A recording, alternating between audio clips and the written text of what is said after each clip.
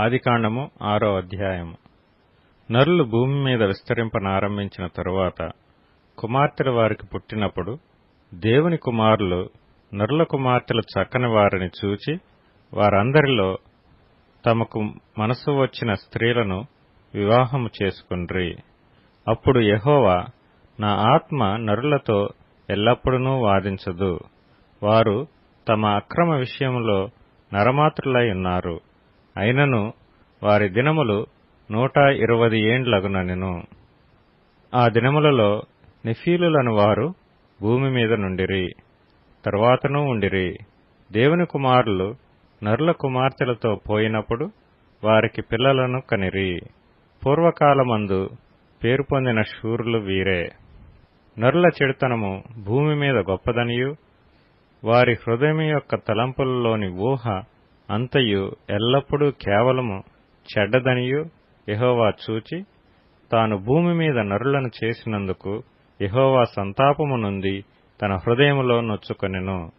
అప్పుడు యెహోవా, నేను సృజించిన నరులను, నరులతో కూడా జంతువులను, పురుగులను, ఆకాశ పక్ష్యాదులను భూమి మీద నుండకుండా తుడిచివేయదును.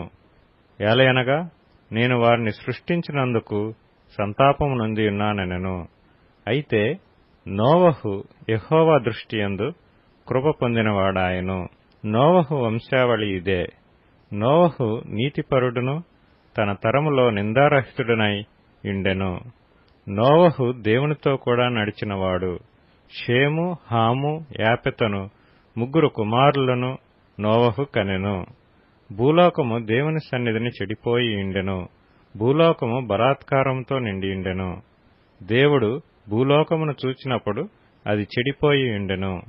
భూమి మీద సమస్త శరీరులు తమ మార్గమును చెరిపివేసుకొని యుండిరి. దేవుడు నోవహుతో, సమస్త శరీరుల మూలముగా భూమి బలాత్కారంతో నిండియున్నది గనుక నా సన్నిధిని వారి అంతము వచ్చియున్నది. ఇదిగో వారిని భూమితో కూడా నాశనము చేయుదును. చితిసారకపు మ్రానుతో నీ కొరకు ఓడను చేసుకొనుము. అరలు పెట్టి ఆ ఓడను చేసి లోపటను వెలుపటను దానికి కీలు పూయవలెను. నీవు దాని చేయవలసిన విధమిది. ఆ ఓడ 300 మూరలు పొడుగును, 50 మూరల వెడల్పును, 30 మూరల ఎత్తును గలదై ఉండవలెను. ఆ ఓడకు కిటికీ చేసి పైనుండి మూరెడు క్రిందికి దాన్ని ముగించవలెను. ఓడ తలుపు దాని ప్రక్కన ఉంచవలెను.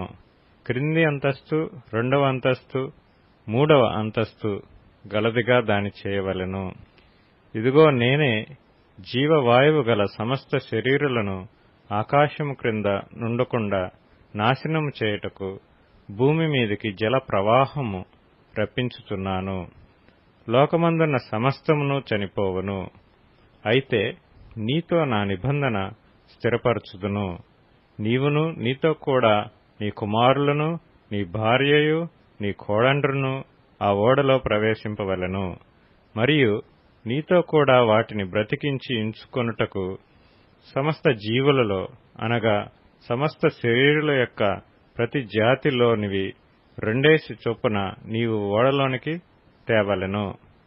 వాటిలో మగదియు ఆడుదియు నుండవలెను. నీవు వాటిని బ్రతికించి ఉంచుకొనుటకై వాటి వాటి జాతుల ప్రకారము పక్షులలోను, వాటి వాటి జాతుల ప్రకారము జంతువులలోను, వాటి వాటి జాతుల ప్రకారము నేలను ప్రాకు వాటన్నిటిలోనూ ప్రతి జాతిలో 2 చొప్పున నీ యొద్దకు అవి వచ్చును. మరియు తినుటకు నానా విధములైన ఆహార పదార్థములను కూర్చుకొని నీ దగ్గర ఉంచుకొనుము. అవి నీకును వాటికి నీ ఆహారమగునని చెప్పెను. నోవహు అట్లు చేసెను. దేవుడు అతనికి ఆజ్ఞాపించిన ప్రకారం యావత్తు చేసెను.